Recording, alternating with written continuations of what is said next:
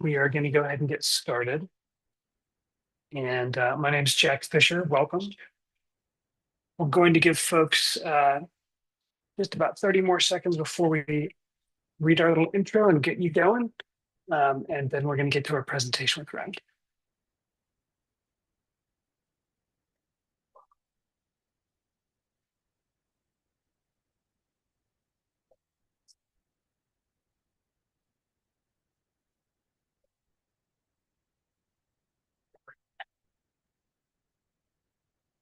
All right, welcome everyone. I'm excited to get us started. My name is Jack Fisher, and I'm the program director at Narrative Arts. Really appreciate you all spending part of your afternoon with us. Today's session is the first in a series about how communities can build stronger local information systems, connecting residents, journalists, public institutions, and civic organizations so community knowledge shapes public decisions. Before we get started, I want to address a few quick housekeeping notes. Today's webinar is being recorded, and we'll send the recording and any resources to everyone who registered. Throughout this session, please use the Q&A function to share ideas, ask questions, and respond to our prompts. We'll also leave time at the end for a live Q&A. So to get a sense of who's joining us today, please introduce yourself in the Q&A function and just name where you're joining us from and where you usually get local news. As well, if we have folks who need Spanish interpretation, that's available, and you'll be able to see that button at the bottom of the Zoom window. There will be like a little globe circle. You click on that, and that'll lead you to a Spanish language interpretation.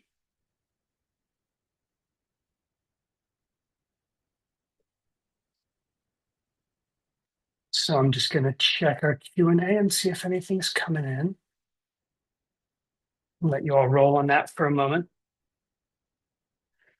So one thing you'll notice today is that every place has its own information network. Understanding those local connections is really where all this work begins. And as we go, we'll connect that information network to community health because the conditions that decide what information reaches a community are often the same conditions that decides its health. Now let's see if there's any answers in the Q&A. Yes, great. All right, we have folks from Eastern North Carolina. We are great. Cape Fear Health Net. Thank you for being here, as Leslie. More North Carolina, Salisbury, North Carolina, local news, newspaper and social media is where you get your information, Susan. We have somebody from Port City Daily News, or somebody who's saying they get theirs from Port City Daily News, WHQR. We have someone saying WhatsApp is a source of their news, Signal also, some secure channels there. And someone coming in from Winston-Salem, Omari, wonderful. And looking at regional online newspapers, NC Health News, NC Newsline. These are all great options for our news. And you can see that really everybody kind of had a slightly different answer there. Nobody named the exact same thing. So I wanted to mention that our interpretation is coming to us from Asheville, North Carolina. That's also where I happen to be. And we are also centered in Wilmington, North Carolina, which is where we do a lot of our work. So thank you for joining us from all over the state. So now it's my pleasure to introduce today's presenter, Rend Smith. Rend is a narrative strategist with Narrative Arts, and for years he's worked alongside communities, journalists, and public institutions to help people move from simply telling stories to building stronger relationships and healthier information systems. Rend, thanks for being here. I'll turn it over to you. Okay, great. Thanks a lot, Jack. And thank you all for being here. I know there are so many other things you could be doing with your time. And the fact that you'd like to be here with us talking about infrastructure and information and health is a real gift.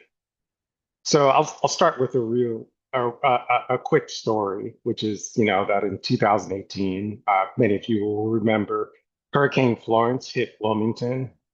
And, there are a lot of flooded roads a lot of destruction, but beyond that, there was a deeper crisis, and that was isolation. Um, and along with that isolation came an absence of reliable information networks for community knowledge and to reach decision makers. So close this gap, we needed a simple, accessible way to hear from people who were cut off and to address some of these information challenges. And we did something that we've done in the past, which was to set up a 1-800 number, and we invited communities to call it. We call it a storyline. And it's a great viewpoint into what we do in that, the storyline isn't just a phone line for, say, disaster relief or even to collect story tips. It's a way to build narrative infrastructure. So, what does that look like? Essentially, a channel that's meant to establish a permanent relationship between information givers and the people who need to hear it. So, people could share their experiences, connect with other residents who were having some similar experiences or different ones, and we could connect that to our public information systems. So those calls taught us things official reports couldn't. We, of course, heard about mold, which was an emerging problem through homes. We heard about families being evicted, a lot of long-term displacement that ended up continuing long after, the waters had receded. So communities, they are constantly full of this knowledge, and the challenge is often to create systems that allows those information networks to reach journalism and be a routine part of the political discourse. So it bears repeating here because it's the heart of everything today. Communities are constantly producing the most important information and insights, particularly marginalized communities. As the closest to some of society's most entrenched problems, they are also the closest to the solutions. Um, but we, of course, know that, despite being part of the or generating these solutions, it's easier to be right about something than it is to be believed about something. So the challenge is creating a situation where there is an ongoing conversation for that knowledge to reach the journalistic and public deliberations that make up our democracy. Um, so in the wake of the hurricane, uh, I we met Delphia Simmons. She's a lifelong Wilmingtonian. Delphia will tell you about how there are way too many Simmonses in Wilmington. She's almost put off by it. And she'll point out how, her mother's house once stood where the airport runway is today. So those are some really deep roots. So for years, I'd see Delphia at various community events in Wilmington, and she was always in a ride share, which I got really curious about. I usually ride my bike to events. It looked like a great way to get around. It seemed like a luxury. But I soon discovered that it wasn't. Her car had died, and we have a bus system where, you could take an hour and a half to cover what a car does in 15 minutes. So a private company had quietly become part of her public transportation. It ended up changing where she shopped, where she banked, how she got to work. Eventually, it became a part of why she left the city. She had such deep roots in. Delphia wasn't making a political argument when she told us about this. She's simply describing her life. But inside those kind of everyday decisions people are making was a story about transportation, health, who gets to stay. One of the ways we ended up excavating this story is by talking with Anna Casey. She's a data scientist. We've partnered with that Cape Fear Collective, as well as kind of taking on a semi partnership with Lyft, the rideshare app, who was willing to share its data. So what we got from that data was a clear pattern. in neighborhoods that we had already been looking at, where there was a significant lifespan gap between communities. We learned that in a low life expectancy neighborhood, people were more likely to be using apps like Lyft for grocery store visits, jobs, medical appointments. And in the neighborhood where people were living longer, they were more likely to use the app the way that we imagine it, like trips to the airport, to the bar, basically recreation. And that's was part of realizing something really important, which was that Delphia's story wasn't a story of individual choice. And, those of you engaged in narrative strategy will recognize how this works. But the result of policy choices about how and where we invest in infrastructure. So that's the kind of journalism we're mostly drawn to. It doesn't start with a press release, although we don't have anything against those or an official source, but with what people in the community already understand from living in it. So our role essentially is to build roots that carry that knowledge into civic debate and into action. Um, so yeah, so let's open this to Q&A, I guess. And as you do that, don't worry about like writing full sentences. You can like type a word, something about the or phrase that names the story in your neighborhood is trying to a story your neighborhood is trying to get into a newsroom right now. Sorry for stumbling over that. So, what's happening in your community that you want to share, essentially? What's one story or issue in the community that you feel deserves more attention? Rand, I'm going to keep my eye on the chat. Hmm, of I see access to affordable food. course, yeah. See pretrial justice. Hmm. Hmm. Yeah. The Yes, someone's saying I do not see a chat. There's not a chat function. We are just asking folks to use the Q&A to drop this in, and then we'll read it out loud so everyone can hear it.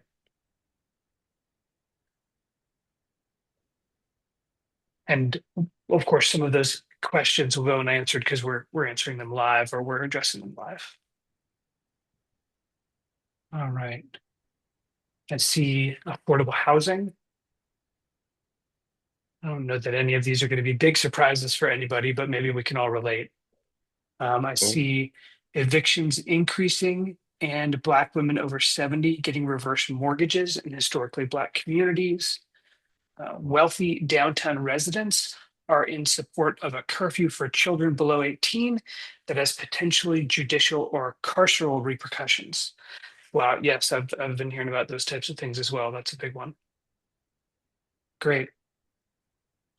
Well, great for sharing. Thank you for sharing. Not that that's great. All right. I can Great. chime in with any others that are shared, but I'm gonna hand it back to you now, Rand. Okay, thanks a lot, Jack. And yeah, and what I'm hearing is the kind of stories that as someone with a journalistic background who's been in staff rooms when we're trying to figure out what to cover, is would certainly be part of what we would potentially want to understand for the sake of investigative reporting. So those were some really great examples. I'd say all of it is very much in line with our framework. And part of that framework work is seeing just how tentacled and nuanced public health is, and how it's shaped by the conditions that surround us every day. So whether people, as you said, have stable housing, certainly nutritious food is part of it, being able to be safe in your neighborhood, reliable transportation, trustworthy information, and then, of course, strong social connections and public institutions people can depend on. So we assert that these conditions don't happen by accident, but that they're created through the policies we adopt, the investments we make, and the values we prioritize. So those choices shape things, whether families leave a hospital burdened with debt. I know many of you have seen that. Whether healthcare workers have time and support, and how they shape care, whose concerns essentially are taken seriously, which communities receive the resources they need. Um, and none of this, of course, is inevitable. These are all products of systems people have built and systems people can rebuild. Right? So if we believe health is a public good, we can start to design or redesign institutions around values that reflect that shared responsibility. Democratic participation and ensuring everyone has the conditions they need to live healthier lives.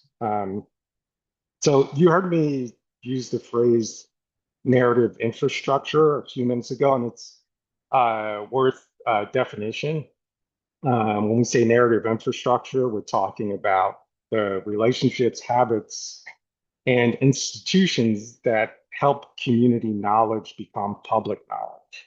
So reliable local information, we believe, is as essential to a healthy community as, the things that we all just talked about: safe housing, clean water, accessible healthcare. And we firmly believe that local journalism is one of the institutions that can make that happen. Um, so when we have weaker information systems, communities don't just lose out on like reading the morning paper. They lose one of the ways that make sense, that help them to make sense of the world together, to share a reality, right?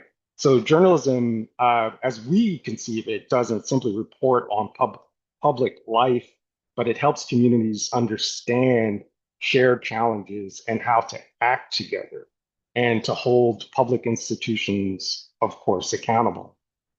So that infrastructure has been weakening for years across the country. We've watched local newspapers shrink and reporters disappear. So instead of focusing, though, on what's lost, the idea is that these communities already have what it takes to start to replace some of that infrastructure, but we tend to lack the human pathways to ensure that that knowledge gets acted upon. So we need people to explain what government is doing, why it matters, and exactly how residents can participate. And to do that based on what it understands are the community's priorities. Right? So we often talk about the decline of local news, and certainly it's real. Um, and if we look at this through the lens of community health, the picture is different. Our communities are already full of deep, specialized expertise about the conditions that most plague them. So the crisis that isn't that insight has necessarily vanished or disappeared, but again, that we lack those systems to turn what we already have in terms of people's insights and information into policies, fundings, and services. And when we lose local newsrooms, we're not just losing like hard news people and reporters who are chomping at the bit to do investigations, but we are losing the ability to turn our collective knowledge into public action. So these ways of distributing information are essentially the nervous system that we use to make conscious decisions about how we're going to live going forward. and about our future. So when we have a shortage of civic infrastructure to carry that existing expertise to the people who make decisions, um, that's more than a dying industry. That's about a vital infrastructure that connects community knowledge. And it's about being able, essentially, to use our institutions not as power base, but as a means to survive. Okay? So you can see the consequences everywhere. Again, you all seem really familiar with these issues, but county commissions that vote to close, rural health clinics, residents who don't learn about it until it's too late, you know, having to face longer drives, delayed care. Then these things end up becoming part of everyday life. So as a journalist, I spent years thinking my job was to, in some way, discover what happened, to explain what happened. The longer I've done this work, the more I've realized that the work begins much easier and has more to do with building relationships. It begins by helping people see the systems that shape their lives, connecting public decisions to everyday experiences, and creating spaces where communities can make sense of how they're connected. So, over the past several years, we've learned that, in order to do this, to rebuild these local information systems, it's not primarily a technology problem. Again, it's a relationship problem. So there are four ideas that have come to guide a lot of our work. You know. Um, First, trust is a relationship. It's not a message. Communities don't trust institutions because those institutions tend to say the right thing. They trust them when they show up consistently, when they listen carefully, and when they tell the truth and remain accountable as often as possible. Second, and you've heard this already today because it runs through everything, people are already producing knowledge. The Althea story was invisible to us, but quite visible to her. And the transportation problem was not invisible to a lot of people who were having the same experience. Um, so the question is whether our information systems are contoured in a way that recognizes the opportunity those information sources are presenting to us. So third, data needs a human pathway, it needs humanity. Numbers are great, they can show patterns, but we know that stories help people understand what those patterns mean in daily life. In fact, there have been studies that show that fictional stories tend to be even more impactful than nonfiction stories. And then that power that comes with lived experience and data can create this feedback loop that creates exactly the kind of narrative power, narrative structure that we need. So, fourth, the goal is not just better coverage, the goal is healthier civic life. One where residents and, as we said, journalists, public servants, and community organization have ways to come together and feel like they're doing something comprehensive. So these four ideas describe something larger, obviously, than a reporting strategy. They describe, hopefully, a path forward. Our community knowledge can be a part of our public life. So our work isn't simply to expose problems, it's to help communities imagine themselves and practice in a different way, making decisions together. Uh, and that can sometimes involve story circles. That certainly involves local journalism, community gatherings, and certainly public dialogue. Um, and these are, again, not just methods of collecting information. These are pieces of a civic infrastructure that we're trying to put together. So these pathways create opportunities for residents and all sorts of other people to build trust and to also shape the future together. So the future we need won't arrive because one institution finally gets everything right. We think the future, it will arrive when communities emerge, building new relationships, new habits of participation, and new ways of sharing knowledge. So that's the kind of narrative infrastructure we're trying to build, stronger, better, healthier.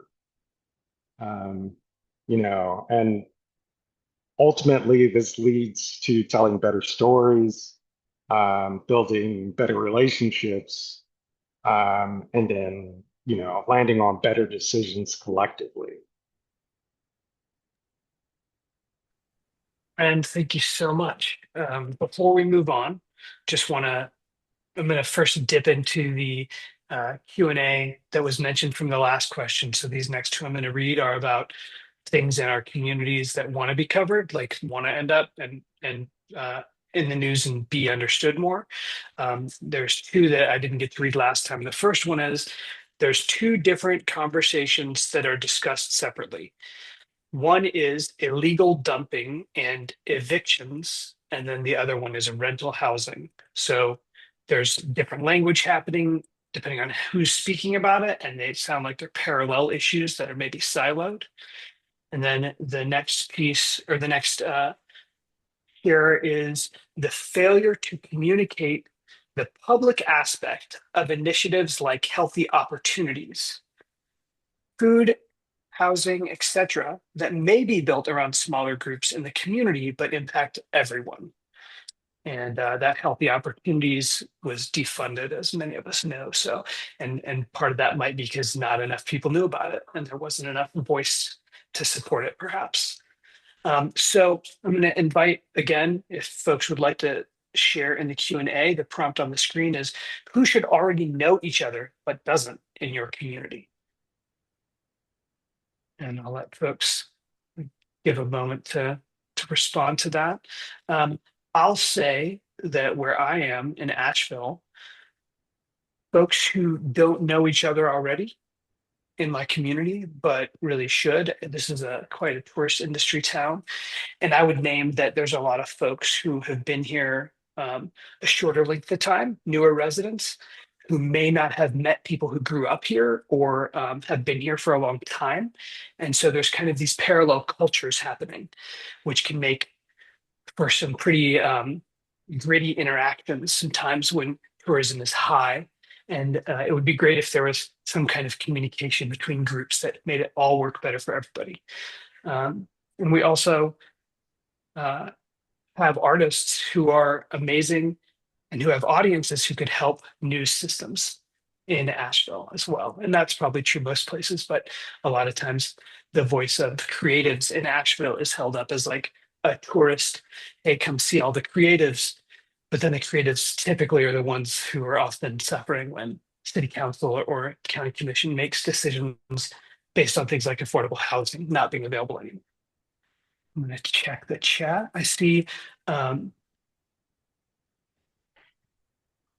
I see. I was corrected. So HOP was not entirely defunded, but their funding was cut by maybe 60%, 65%.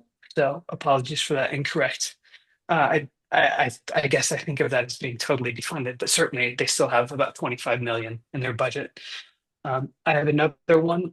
Again, artists, especially working in the same mediums intergenerational activists and advocates or longtime residents, and new residents, transplants, tourists, different storytellers like journalists and creators. That was kind of mirroring Rashid Shabazz shared that one. That's kind of mirroring something similar to what I was saying, where there's a lot of voices present, but there's not a lot of conversation between those groups that allow for understanding and shared decision making.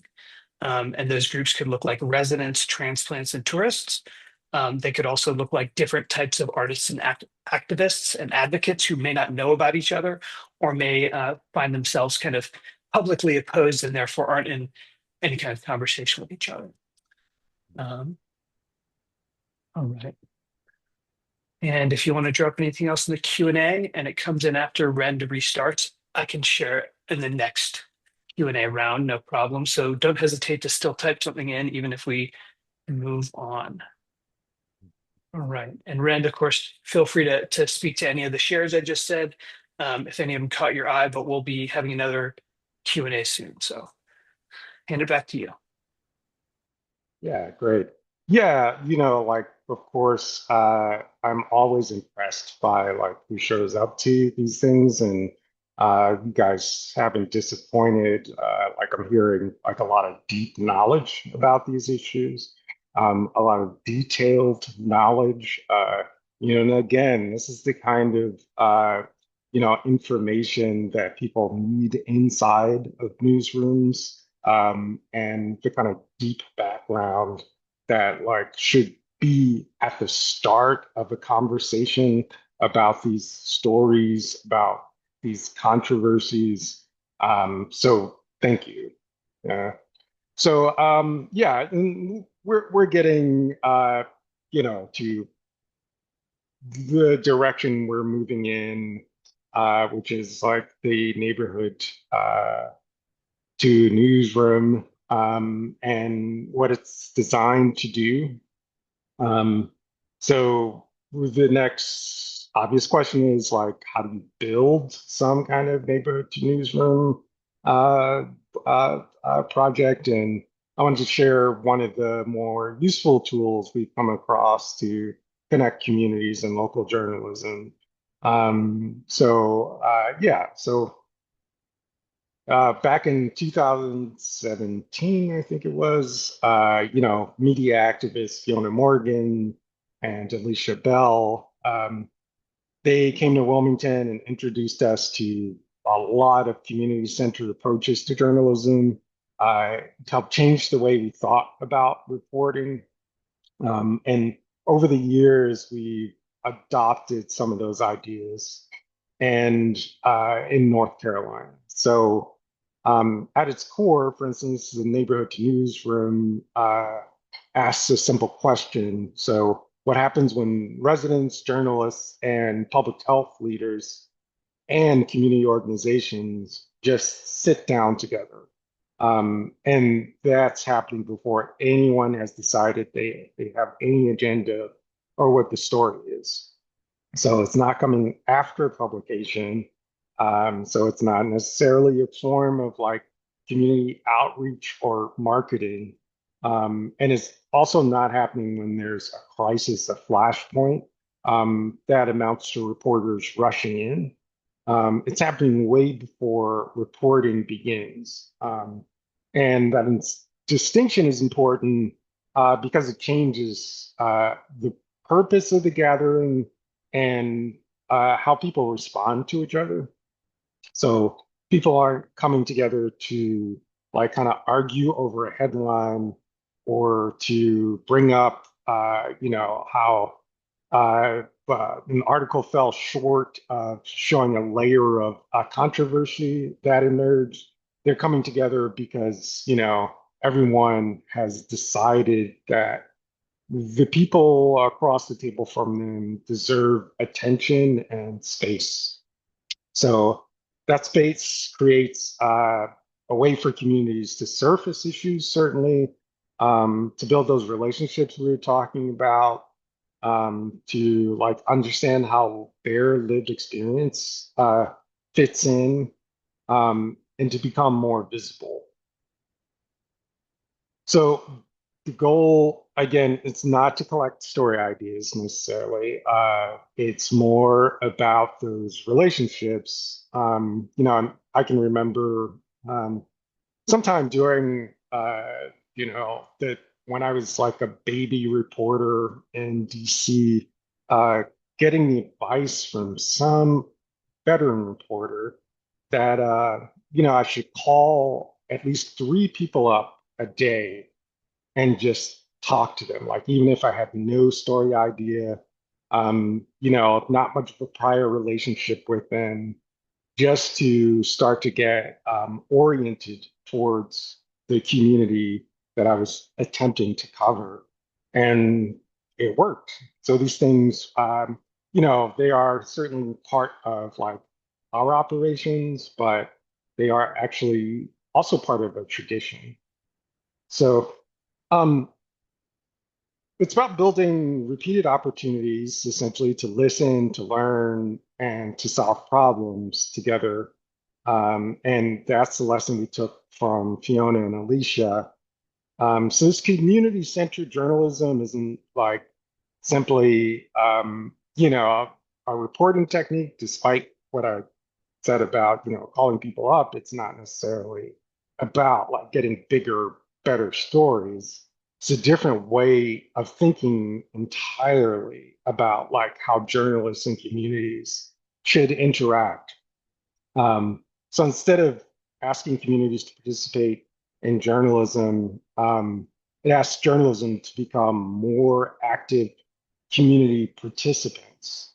That idea is shaping what we're sharing with you today. So we're going to spend some time looking at a worksheet we've designed, and it helps get people started in organizing and hosting neighborhood to newsroom. So this cycle we're trying to create, every neighborhood, we already know holds knowledge, stories about what people are experiencing, what's changing, what they most need. Um, So when journalists build these relationships instead of just covering events, they can gain access to a lot of that local knowledge, and they can end up reporting on what truly matters. Better reporting doesn't just produce better journalism, it helps communities see themselves more accurately, um, to trust their representations.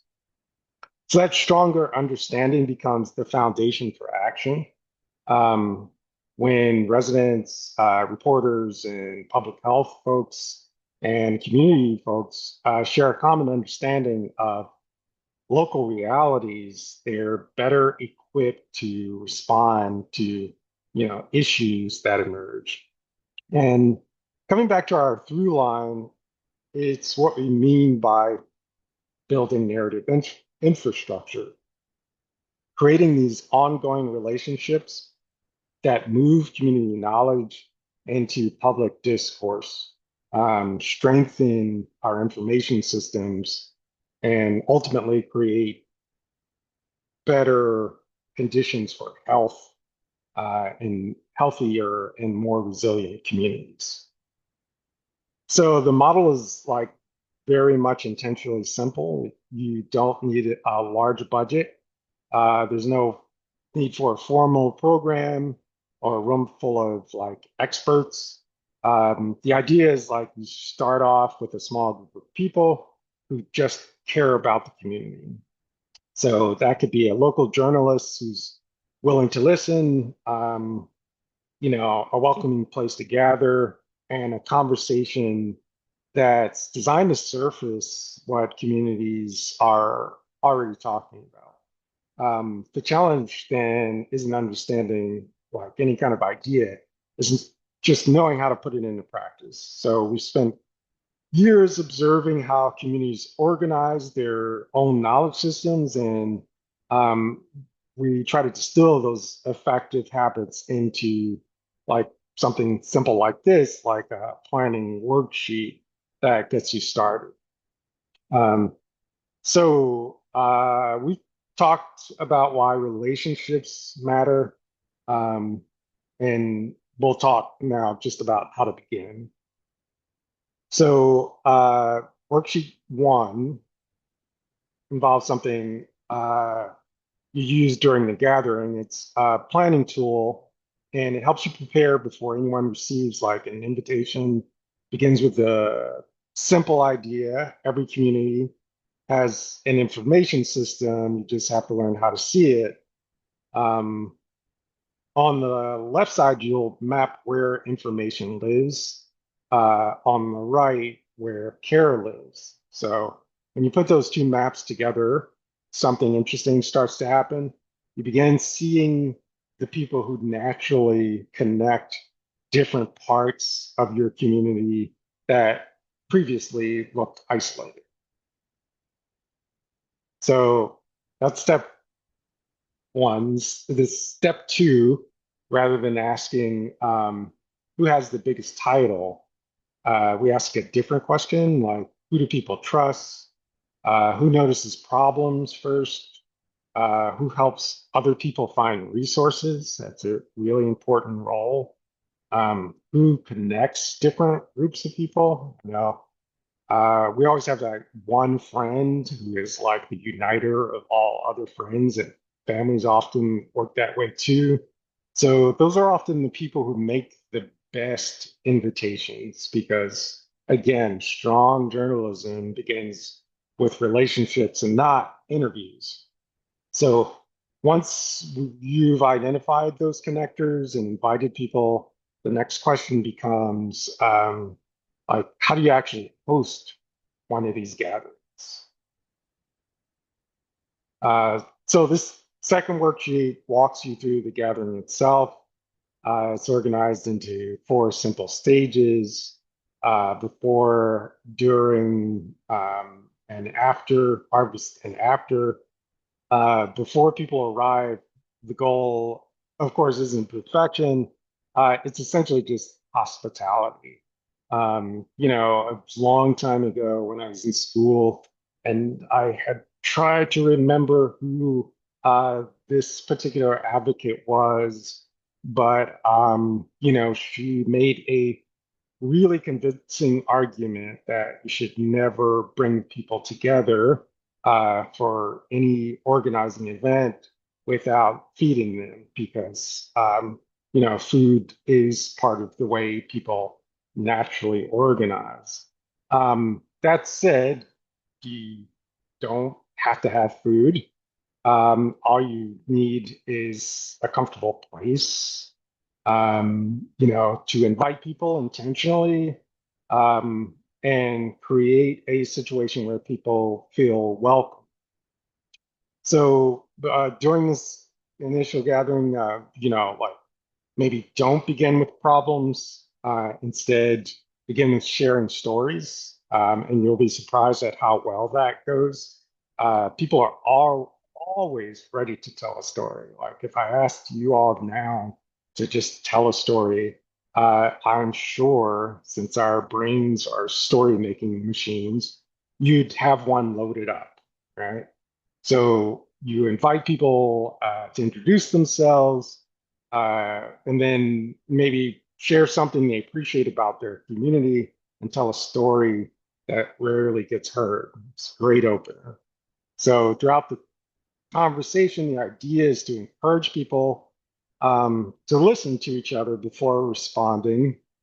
Um, and then at the center of the discussion is what story is your community trying to tell about itself that rarely gets heard.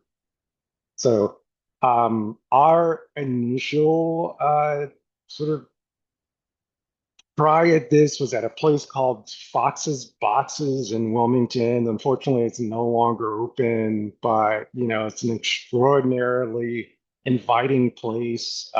It employed a lot of at-risk youth during the summer. And they had great sandwiches that, we were already eating with frequency. So it made an intuitive place for us to like, not only feel comfortable in, but to welcome other people into you. So, I'm sure that you all have places like that where you are. And then it's just a matter of making sure you've invited the people we talked about, and that who's going to host.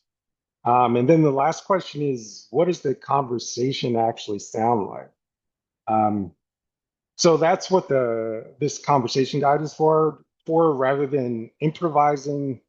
It provides a bit of a workflow, so that anyone can facilitate.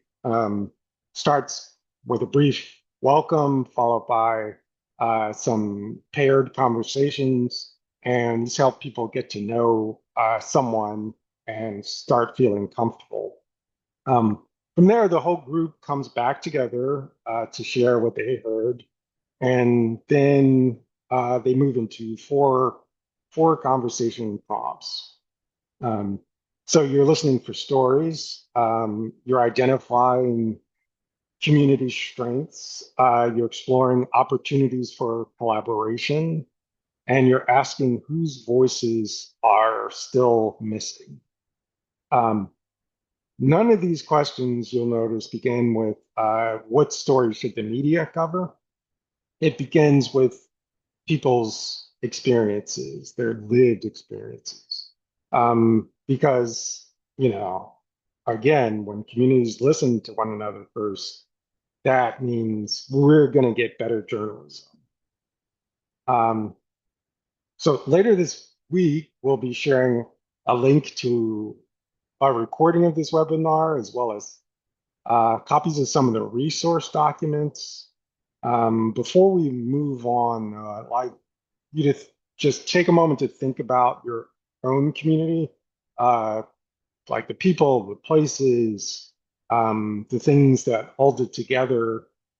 Um, who are, some of the people who naturally you turn to for information. And again, who seems to be that connector, that person who knows everyone, um, who you could invite into the room. And sometimes that's a journalist, but sometimes it's like a librarian or someone from public health. Certainly, faith leaders are a great, like, or part of it, and neighborhood organizers, small business owners, wherever you can find them. And where would you gather? So, like cafes, churches, people feel comfortable in like various kind of situations. So, just thinking that through. So, essentially, what is your Fox's boxes? So, the point, again, isn't to create something new, but to connect people who should already know each other. What's the underlying principle? Um, you know, Again, how does this change the relationship between journalists and community members? What version of this could work in your community? So I wanted to share other approaches people have used to do a neighborhood to newsroom activity. Again, like ours was like sort of like a simple dinner that turned out really well initially. But let's look at some examples that come from elsewhere. And then you could kind of like wonder to yourself whether you could copy it, whether it would work where you are. So there was the Beaumont Enterprise, which invited residents to the library and asked, people to talk about things that were missing, like, you know, dangerous intersections, neighborhood safety, and issues that weren't making it basically into the conversation. So that's a key lesson. It's a key example of how, like, you don't necessarily, again, to like start with a premise. You just have to have like gathering a little bit of curiosity about what's happening in your community. Sometimes the most important reporting question, of course, isn't what happens, but like what aren't we seeing? Um, So next we'll look at This House Could Talk. I personally love this project. Completely changes where stories tend to live. So instead of asking people to come to a newsroom, neighbors wrote their own stories and posted them outside their homes. And as people walked through the neighborhood, they read memories, histories, and reflections about these communities. And you can imagine what that feels like to not just be kind of in a disembodied way interacting with information, but to actually be kind of within it. So you're walking slowly through a neighborhood where every few houses, like a story is waiting for you. And that helps you see the place again. And if you're a reporter walking that same route, you're no longer seeing strangers, right? You're part of the neighborhood. You are part of a conversation that's already happening. So the community is doing this work of remembering, reflecting, and making meaning together. And the journalist's role isn't again about creating or to a large extent even explaining that knowledge, since communities tend to be quite good at that, but in recognizing it and understanding like how it contributes to the public conversation. So simple lesson, and one that should sound familiar, of course, because I've said a number of times, but communities already produce the knowledge we need, and then that good journalism that we need, that's about recognizing that. Um, so the last example might be my favorite, second favorite, the Midcoast Villager, local newspaper in Camden, Maine.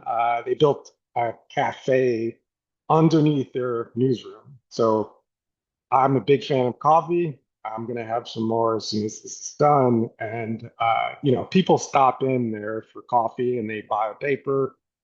They talk with reporters, sometimes before, sometimes after a story. So in that kind of situation, journalism becomes less like a product and more like an ongoing civic experiment. So think about how different that feels than the way you typically consume news. Instead of only encountering reports through headlines, and you see them as part of your everyday life. And that can certainly happen naturally over a cup of coffee, and it doesn't ever have to really end. So that kind of proximity, it really builds trust. You know, I had the experience certainly of like, being in a news bullpen and, relying on the person you sat next to and learning to build that relationship. And there's no reason why we shouldn't open that um, up to community members. So, yeah, relationships grow when journalists become part of the everyday life of the community. So at first glance, these projects, they're different. One takes place in a library, another happens on neighborhood sidewalks, another literally happens in a cafe. Um, but they're all using different methods um, and involve different communities and were created by different organizations. But underneath all that, they're all practicing the same set of ideas about like how do you build trust?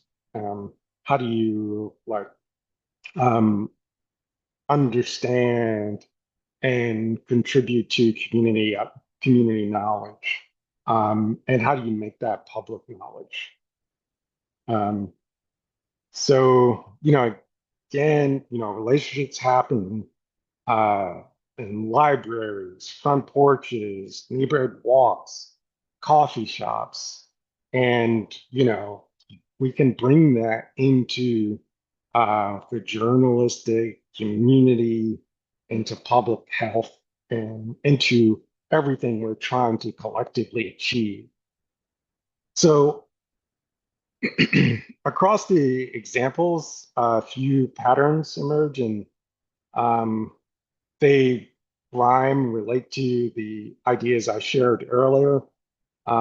Journalism is stronger when it meets people where community life is already happening. Communities already hold the knowledge. The journalist's role is to recognize and connect it and help it to become part of public conversation. Third, and again, this echoes exactly where we started.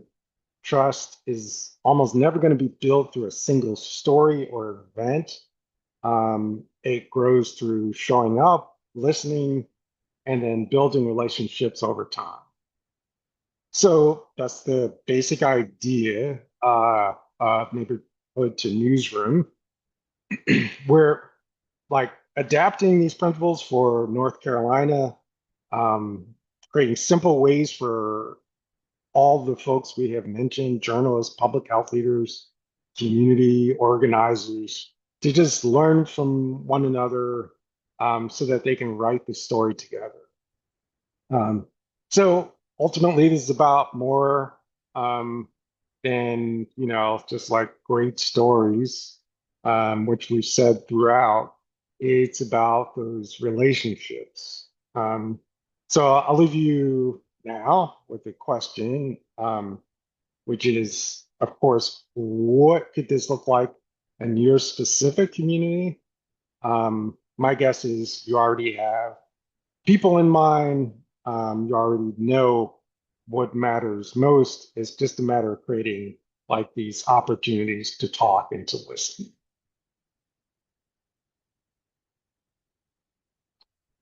Um, Thank you so much, Rend. yeah. So we're going to bring it to a little bit of Q&A at the end here.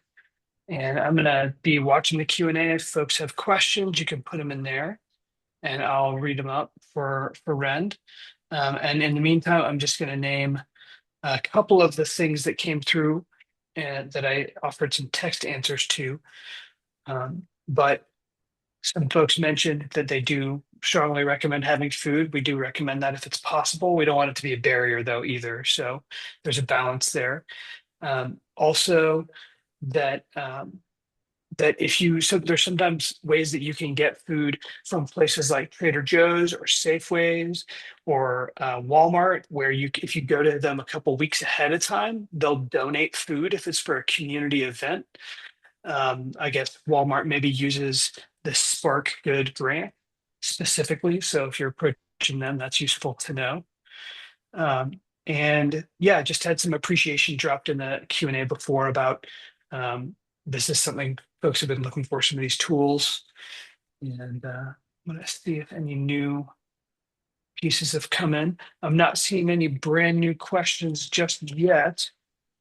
And all right. Okay, well, here's one. So, what do communities know that newsrooms miss? Mhm. Yeah, no, that's like a really great question. Um, I think, there are a couple of different ways of like explaining how we've been able to like use or better yet, communities have been able to use us as a starting point for building better narratives. When we sort of imagine this like community civic life, um, and the places that would inform us, we are, of course, like in a lot of ways, talking about like the public square, right? So I think often when we apply that as like a category, We are thinking about like an high elevated discourse happening in places like Washington, D.C. But like the gas station that I would go to quite often because it was like 2 blocks away from me to get like milk and eggs is also a vital public square. And, it would be there that I learned about like some of the issues that were truly challenging the community.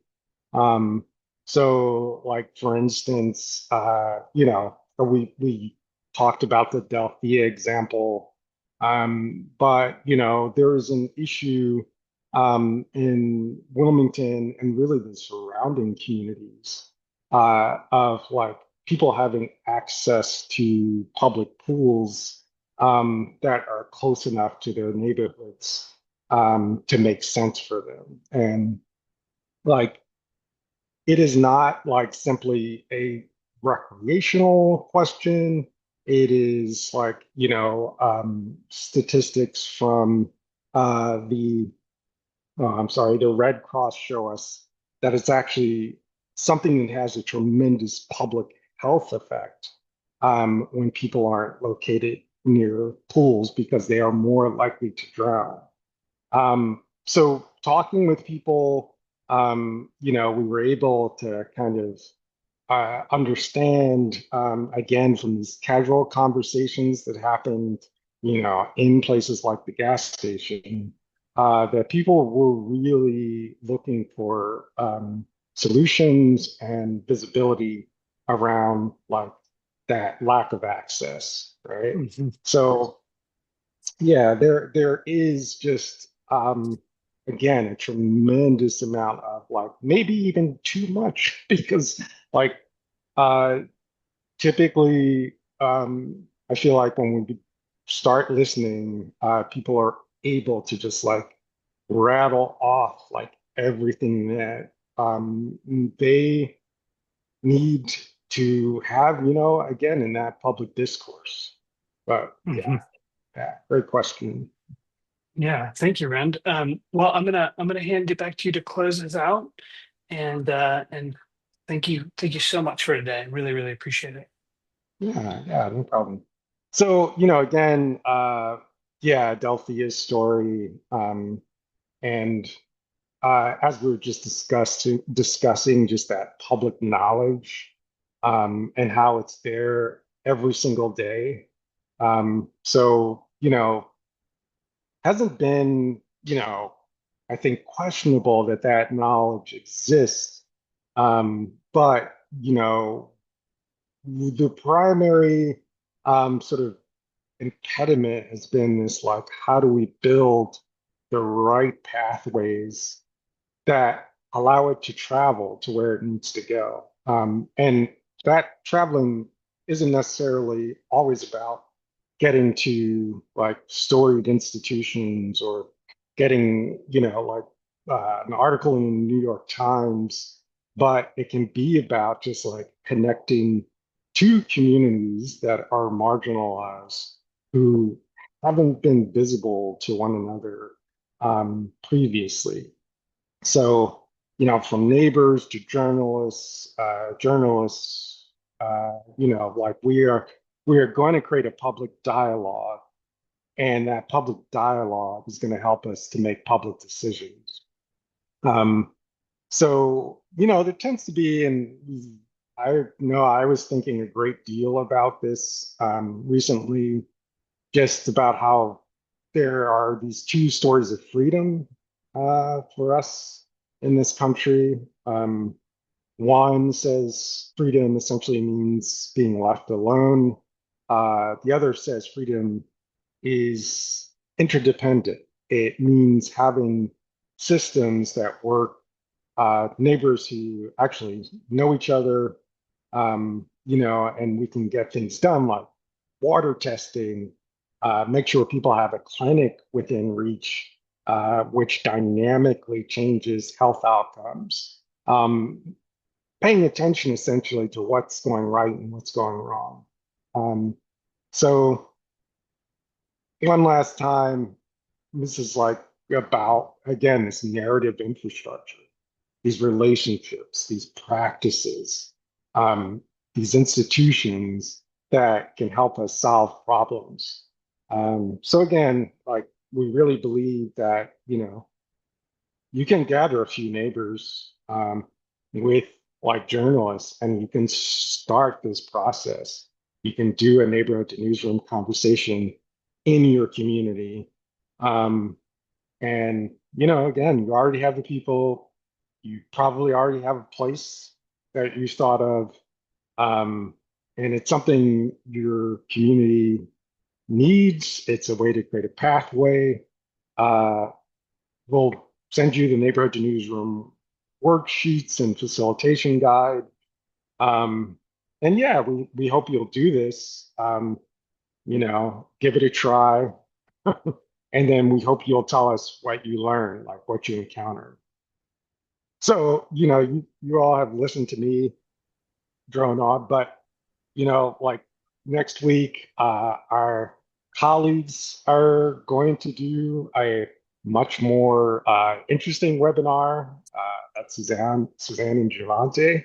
And then they'll tell us all about how these relationships get built and show what it's like when community and media come together. So, yeah, thank you. And well, Thank you so much, Rend. Really, really appreciate everyone being here. As Rend said, you'll be getting an email from us with some more information, including a little feedback form that we hope you'll fill out so we can improve these offerings. And we hope you have a wonderful rest of your day, wonderful